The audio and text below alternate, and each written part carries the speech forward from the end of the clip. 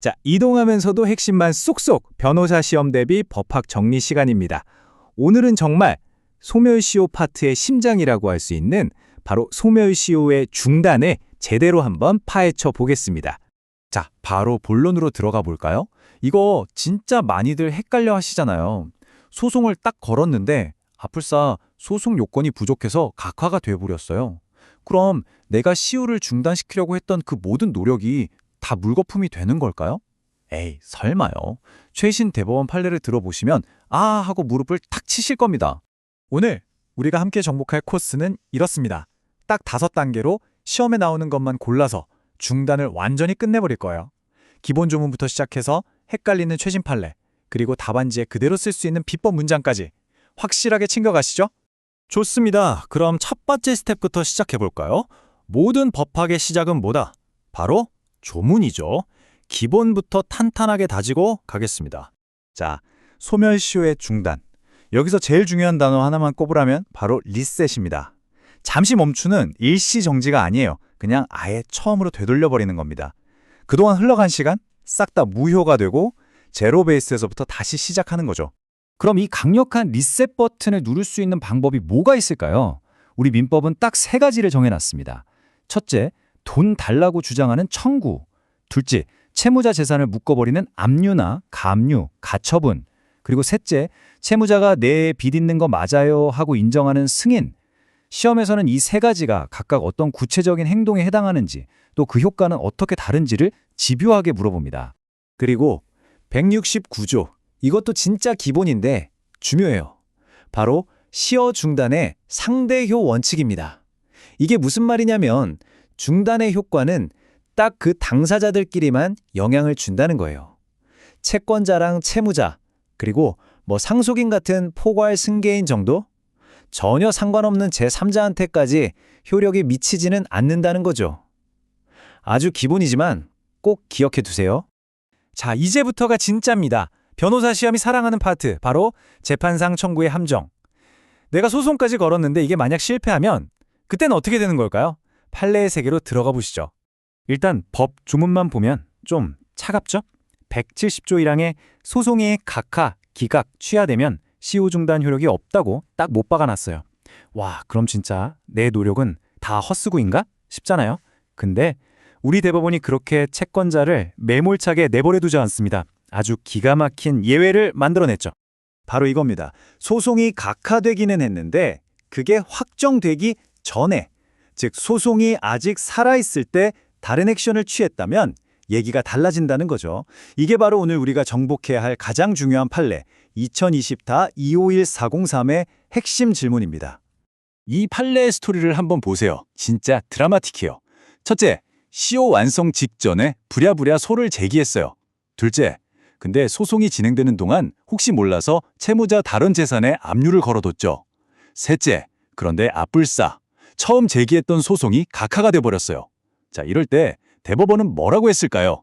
결론은 이거예요. 괜찮다. 비록 소송은 각하겠지만 소송 중에 걸어둔 압류가 있지 않느냐? 그럼 그 압류 덕분에 맨 처음 소를 제기했던 시점에 시효 중단 효과는 그대로 살아있다. 와, 정말 채권자 입장에서는 구세주 같은 판결이죠? 그래서 여기서부터 머리가 살짝 아파지는데 여기가 바로 시험 출제 포인트입니다. 우리 판례는 이렇게 각하된 소송을 일종의 최고, 그러니까 돈 갚으라고 한번 독촉한 것 정도로 봐줘요. 이게 왜 중요하냐면 채권자한테 옵션이 2개나 생기는 거거든요. 원래 170조 2항에 따르면 각하되고 6개월 안에 다시 소송을 걸어야 해요.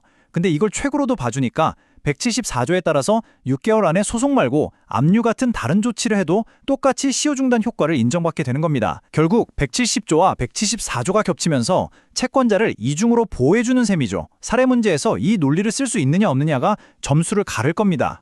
대법원의 채권자 사랑은 여기서 끝나지 않습니다. 최고의 개념을 더 넓게 해석해서 보호 범위를 점점 더 확장하고 있거든요.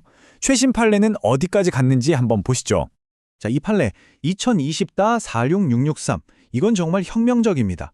원래 민법 174조를 보면 최고를 한 다음에 6개월 안에 압류나 소송 같은 걸 하라고 되어 있지 승인을 받으라는 말은 없어요. 그런데 대법원이 법에 없는 승인도 여기에 포함시켜야 한다고 유추 적용을 해버린 겁니다. 이건 거의 입법에 가까운 해석이죠. 그래서 결론이 뭐냐? 이제는 채권자가 그냥 내용 증명 하나 보내서 최고를 해놓고 6개월 안에 채무자한테 빚 인정합니다라는 말, 즉 승인만 받아내면 굳이 소송까지 안 가도 맨 처음 내용 증명 보내던 시점으로 돌아가서 시효가 중단된다는 겁니다. 왜냐? 승인을 받아낸 채권자는 권리 위에 잠자는 자가 아니니까요. 이 효과가 보증인한테도 똑같이 적용된다는 것까지 세트로 기억해 두세요.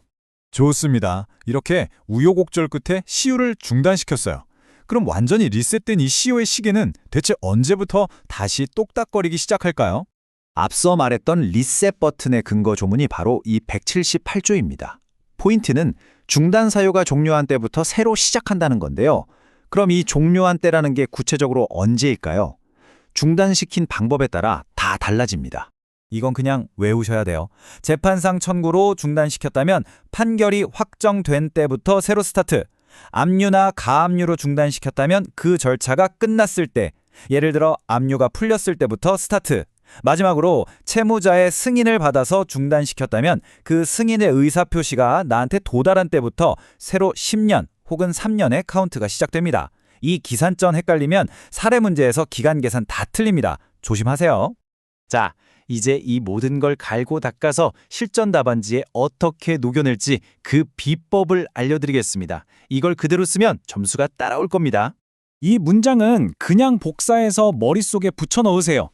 2020-251408 판례의 결론을 이보다 더 완벽하게 표현할 수는 없습니다. 소송이 각하됐어도 그 소송 중에 압류가 있었기 때문에 소제기 시점의 시효는 확정적으로 중단됐다.